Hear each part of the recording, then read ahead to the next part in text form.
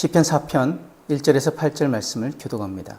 내 의의 하나님이여 내가 부를 때 응답하소서. 곤란 중에 나를 너그럽게 하셨사오니 내게 은혜를 베푸사 나의 기도를 들으소서.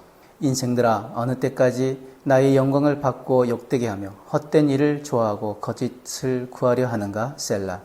여호와께서 자기를 위하여 경건한 자를 택하신 줄을 너희가 알지어다. 내가 그를 부를 때에 여호와께서 들으시리로다. 너희는 떨며 범죄하지 말지어다. 자리에 누워 심중에 말하고 잠잠할지어다. 셀라. 의의 제사를 드리고 여호와를 의지할지어다. 여러 사람의 말이 우리에게 선을 보일 자 누구뇨 하오니 여호와여 주의 얼굴을 들어 우리에게 비추소서. 주께서 내 마음에 두신 기쁨은 그들의 곡식과 새 포도주가 풍성할 때보다 더하니이다. 내가 평안히 눕고 자기도 하리니 나를 안전하게 살게 하시는 이는 오직 여호와이시니이다. 우리 모두는 평안을 원합니다.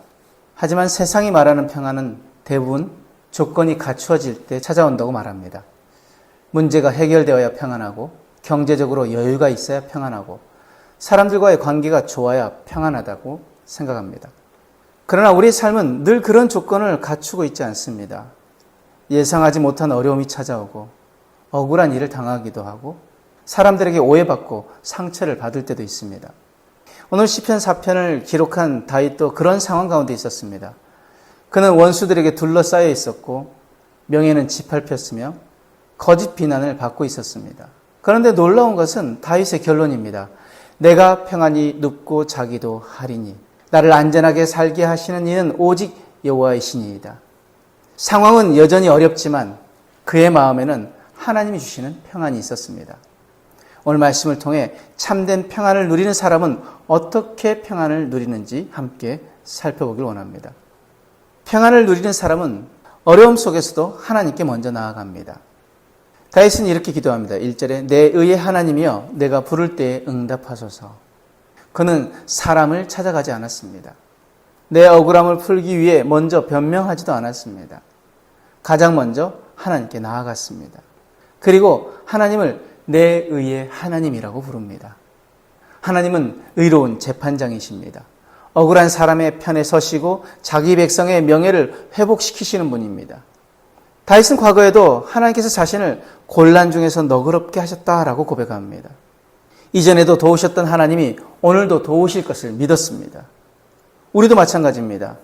어려움이 올 때 가장 먼저 해야 할 일은 걱정하는 것이 아니라 하나님께 기도하는 것입니다.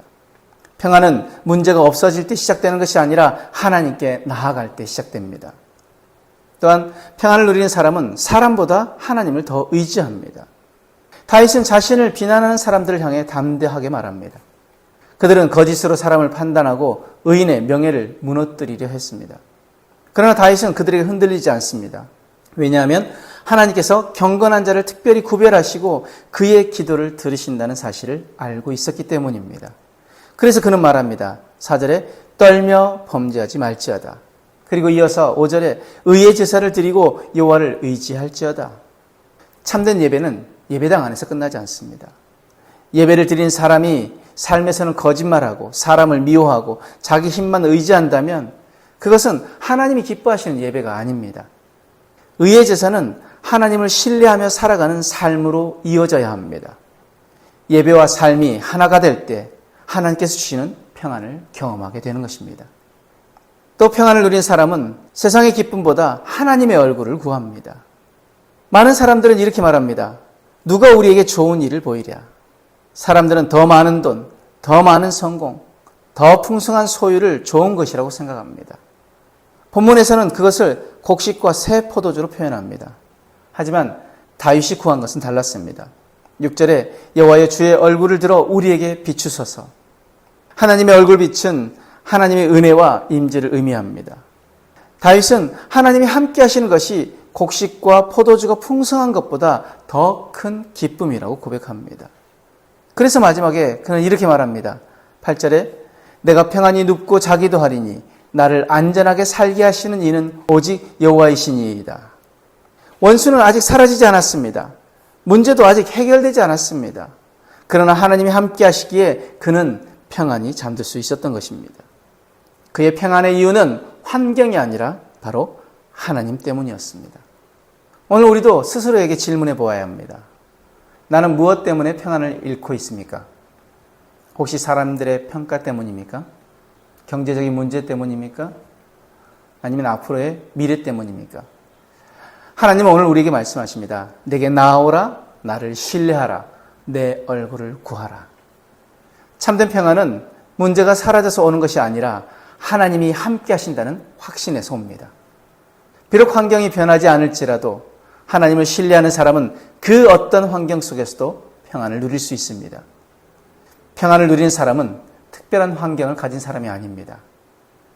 먼저 기도할 줄 아는 사람입니다. 또한 하나님을 신뢰하는 사람입니다. 나아가 세상의 조건보다 하나님의 얼굴을 구하는 사람입니다. 그 사람은 고난의 밤에도 평안히 잠들 수 있습니다. 우리의 삶에도 여전히 해결되지 않는 문제들이 있습니다. 그러나 하나님이 우리와 함께 하신다면 우리는 두려움보다 평안을 선택할 수 있습니다. 오늘도 하나님의 얼굴빛이 우리의 가정과 삶 가운데 비춰져서 어떤 상황에서도 흔들리지 않는 참된 평안을 누리는 저와 여러분들의 삶이 되어지길 주님의 이름으로 축복합니다. 기도하겠습니다. 의로우신 하나님 아버지, 세상이 줄 수 없는 평안을 주님 안에서 누리게 하여 주옵소서. 문제보다 하나님을 먼저 바라보게 하시고 사람보다 주님을 더 신뢰하게 하여 주옵소서. 오늘도 주님의 얼굴빛으로 우리를 비추셔서 어떤 상황 속에서도 평안히 살아가는 믿음의 사람이 되게 하여 주옵소서. 감사하며 예수님의 이름으로 기도드립니다. 아멘.